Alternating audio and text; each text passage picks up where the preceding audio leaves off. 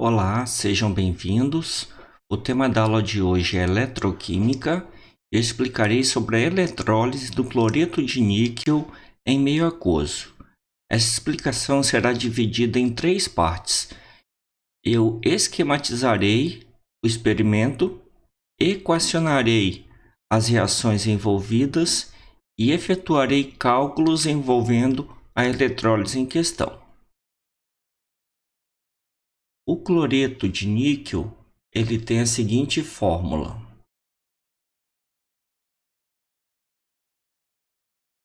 NiCl2. Como a eletrólise é em meio aquoso, eu devo pegar uma cuba eletrolítica, um recipiente de vidro, por exemplo, e acrescentar uma solução de cloreto de níquel. Então eu terei nessa solução 4 íons. Quais seriam esses íons? Como eu tenho água no meio, a água sofre um fenômeno chamado de autoionização. A água por si só se autoioniza. Então eu tenho H2O líquido. Ela sofre um fenômeno de autoionização, produzindo cátions H+ aquoso, mais ânions OH- aquoso. Então a água sofre um fenômeno chamado de autoionização. E o sal, que é o eletrólito em questão, cloreto de níquel, NiCl2, aquoso, porque já está dissolvido em água, se dissocia, formando níquel 2+, aquoso, mais 2Cl-, aquoso. Então nós temos dois cátions em questão: cátion hidrogênio e o cátion níquel 2+, e dois ânions, ânion hidroxila e ânion cloreto. Então, nessa eletrólise meio aquoso, nós teremos dois cátions e dois ânions. Então eu pego uma cuba de vidro, adiciono uma solução de cloreto de níquel. Nessa solução nós teremos o cátion H+ e níquel 2+, e ânions hidroxila, OH- e cloreto Cl-. Eu vou introduzir dois eletrodos de grafite ou de platina, que são materiais inertes. São eletrodos que não irão participar da reação. E esses dois eletrodos serão alimentados por uma fonte de corrente contínua. O eletrodo da esquerda será o polo negativo ou o cátodo. O eletrodo da direita, o polo positivo ou o ânodo. Então, cátodo, tanto na pilha quanto na eletrólise, é onde ocorre redução. Ânodo é sempre onde ocorre oxidação. Então, na eletrólise, a redução ocorre no cátodo, que é o polo negativo. E a oxidação ocorre sempre no ânodo, que é o polo positivo da eletrólise. Quando esse circuito for fechado, tanto o cátion H+ quanto o níquel 2+ vão migrar para o eletrodo negativo. E os ânions hidroxila e cloreto vão migrar para o polo positivo.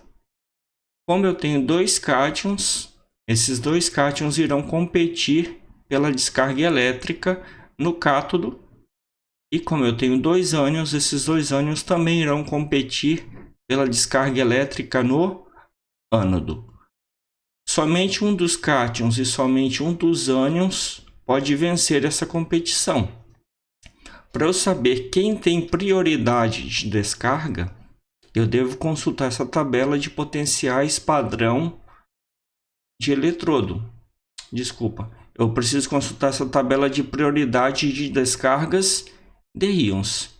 Nessa tabela eu terei o H+ na coluna em azul e a hidroxila na coluna alaranjada. Quem tem prioridade de descarga em relação ao cátion H+? São os cátions que estão acima do H+.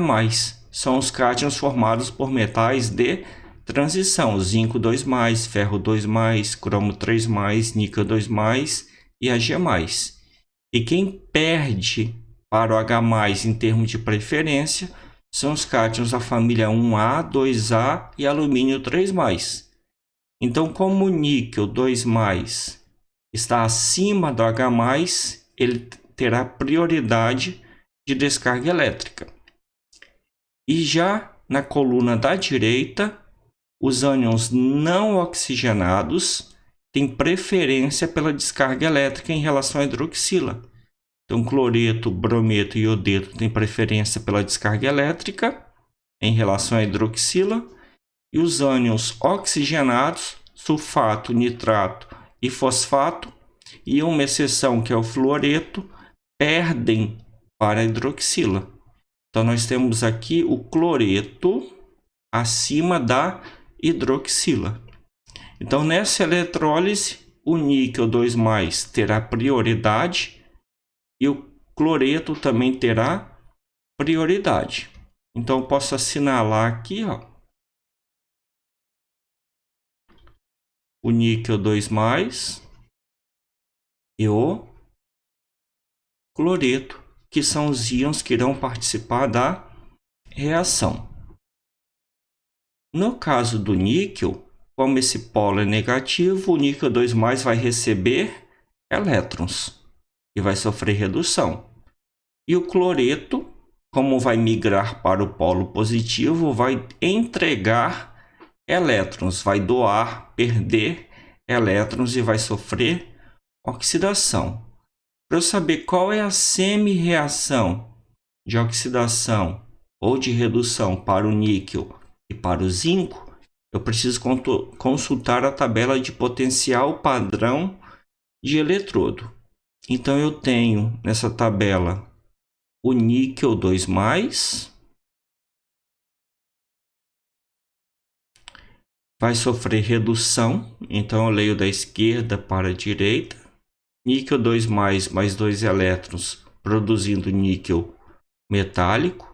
Potencial padrão de oxidação é menos 0,25 volts.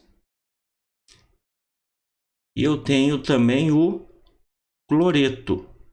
Aí eu leio da direita para a esquerda, 2 cloretos, perdendo 2 elétrons e produzindo Cl2, potencial padrão de redução menos 1,36 volts. Diante dessas duas semi-reações, eu posso continuar a preencher a tabela aqui.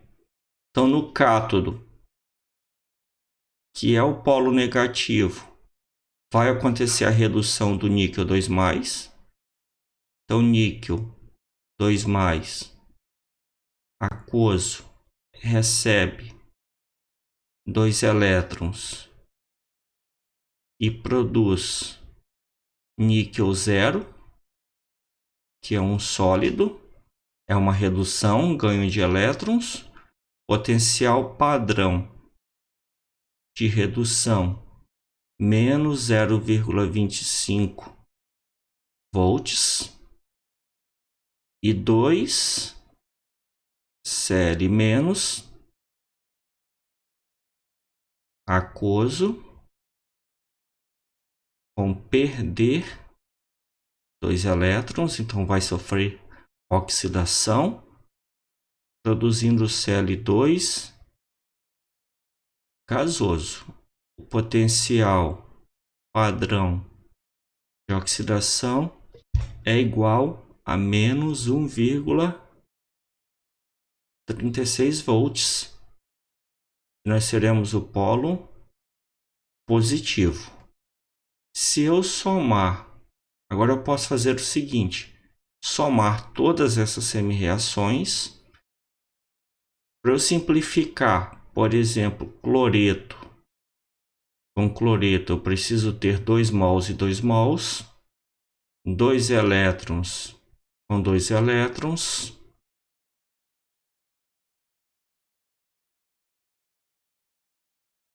Níquel 2+, com níquel 2+. E o que vai sobrar nessa eletrólise? NiCl2, água, H+,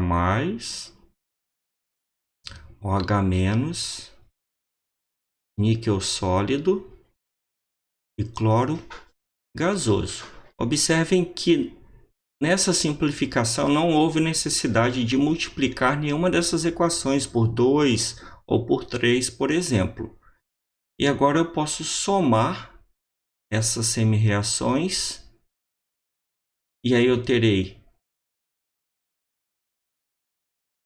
NiCl2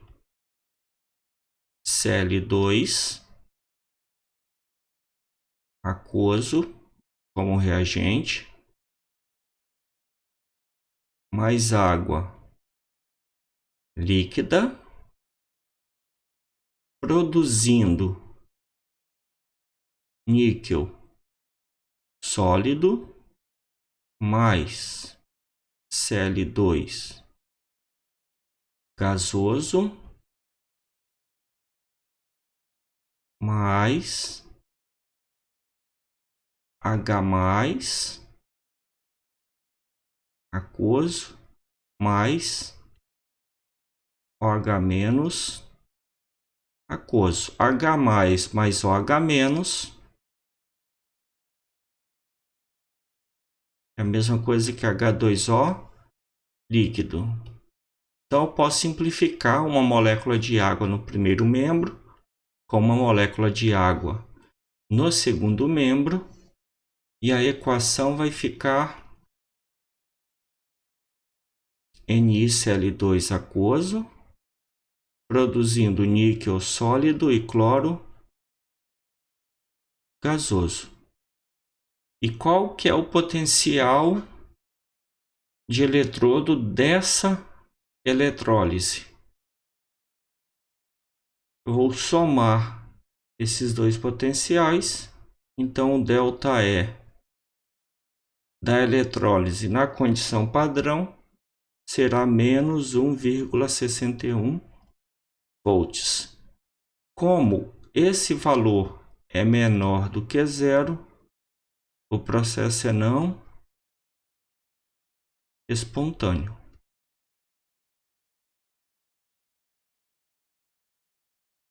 Então eu volto aqui para o esquema.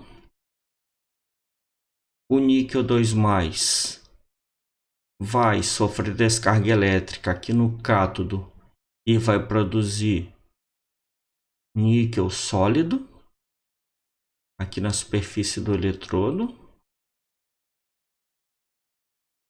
E aqui no ânodo, o cloreto vai sofrer descarga elétrica e vai produzir cloro gasoso aqui na superfície. Se eu quiser, não. Para eu coletar esse cloro gasoso, eu posso colocar uma cápsula aqui invertida e coletar o gás cloro aqui na parte superior, para que eu não perca esse produto. Então essa eletrólise terá como resultado dois produtos, o níquel sólido e o cloro gasoso. Visualmente dá para observar esse níquel sólido sendo produzido aqui na superfície. Uma parte do níquel sólido pode vir a cair aqui na superfície, aqui no fundo, na forma de pó. As bolhas de Cl2 serão formadas na superfície do eletrodo. O gás cloro tem uma coloração esverdeada e também tem aquele odor característico, bem parecido com a água sanitária. Para que essa eletrólise aconteça, eu devo fechar o circuito utilizando uma fonte de corrente contínua com uma tensão de no mínimo 1,61 volts. Na verdade, eu vou ter que colocar uma DDP aqui um pouquinho maior do que 1,61 volts para que a eletrólise aconteça. Quanto maior, eu tenho que testar, colocar o mínimo necessário para que a eletrólise se inicie. Porque se eu jogar uma tensão aqui muito grande, tipo 5 volts, 10 volts, eu corro o risco de ter reações paralelas, reações indesejáveis. Observe aqui que no ânodo é formado o gás cloro. Essa superfície do grafite ou da platina vai ficando revestida com gás cloro. Como o gás cloro é um isolante, esse eletrodo perde parcialmente sua capacidade de conduzir corrente elétrica. Então é necessário uma sobretensão para que a eletrólise funcione.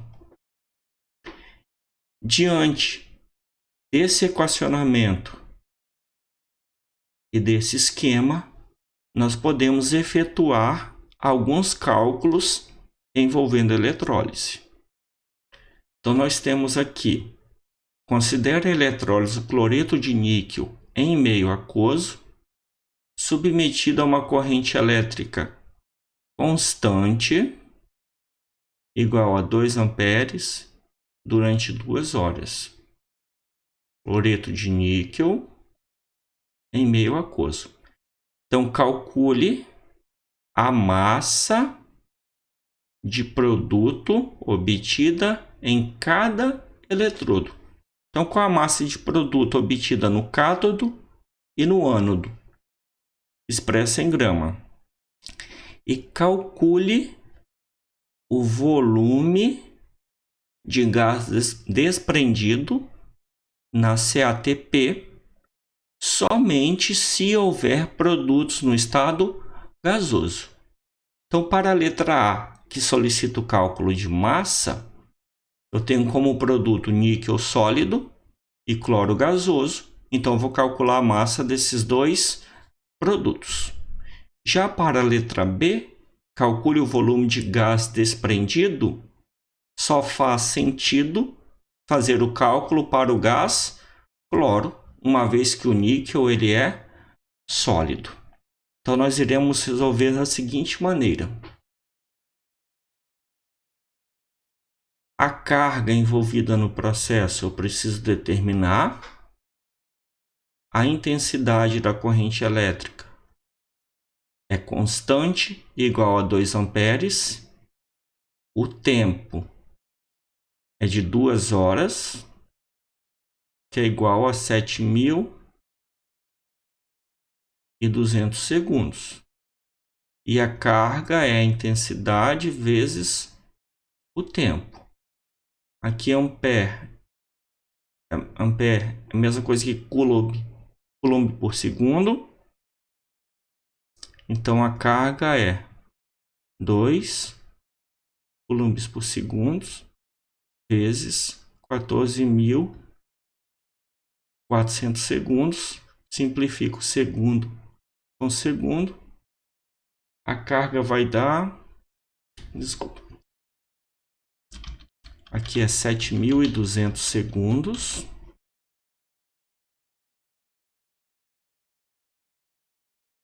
E a carga total envolvida nessa eletrólise será de 14.400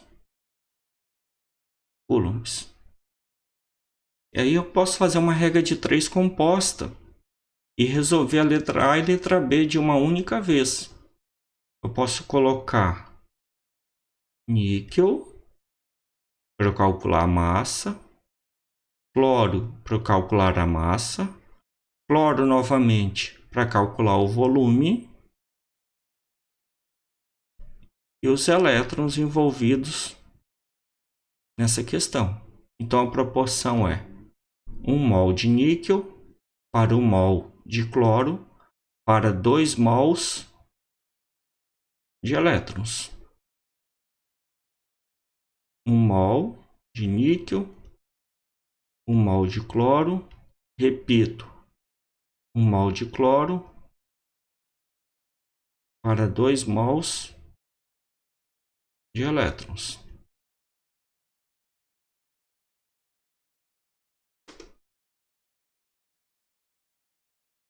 Um mol de níquel, se a gente consultar a massa molar, vai dar 58,69 gramas. 1 mol de gás cloro, Cl2, tem uma massa de 70,9 gramas.